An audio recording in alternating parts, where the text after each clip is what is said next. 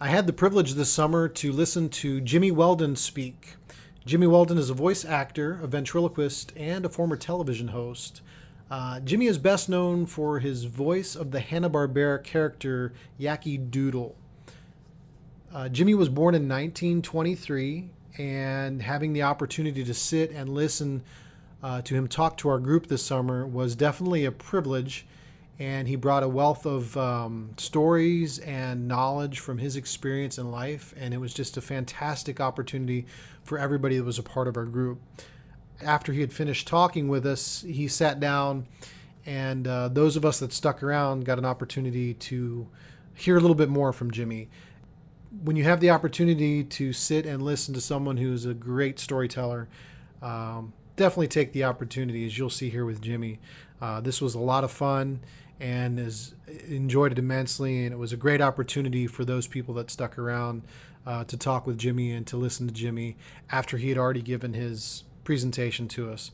So again, thanks to Jimmy Weldon for being a fantastic storyteller and giving us his wealth of experience and knowledge through his presentation that he gave to us. So sit back and enjoy Jake and the Rancher's Prayer as told by Jimmy Weldon.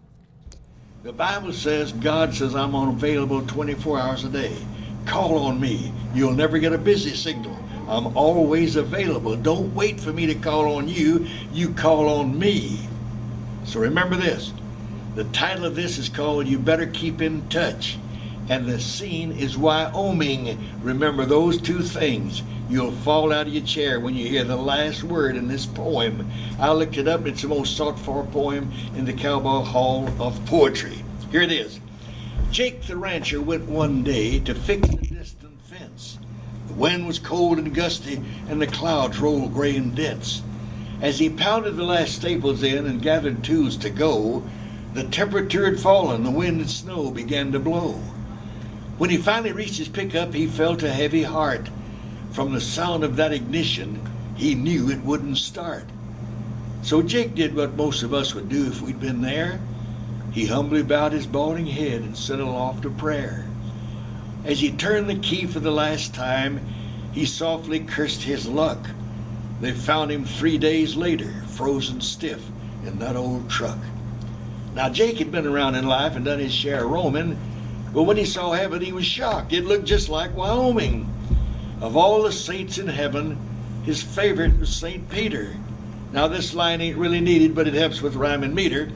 So they sat and talked for a minute or two, or maybe it was 3. Nobody's keeping score. In heaven, time is free.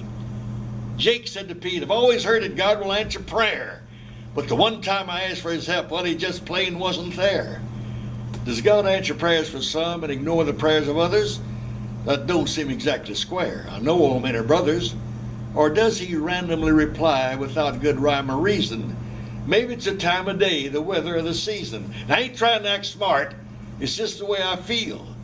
I was wondering, could you tell me what the heck's the deal? Pete listened very patiently, and when Jake was done, there were smiles of recognition. He said, so you're the one. That day your truck, it wouldn't start. You sent your prayer flying. You gave us all a real bad time with hundreds of us trying. 1,000 angels rushed to check the status of your file. But you know, Jake, we hadn't heard from you in quite a long, long while. And though all prayers are answered and God ain't got no quota, he didn't recognize your voice and started a truck in Minnesota. You better keep in touch.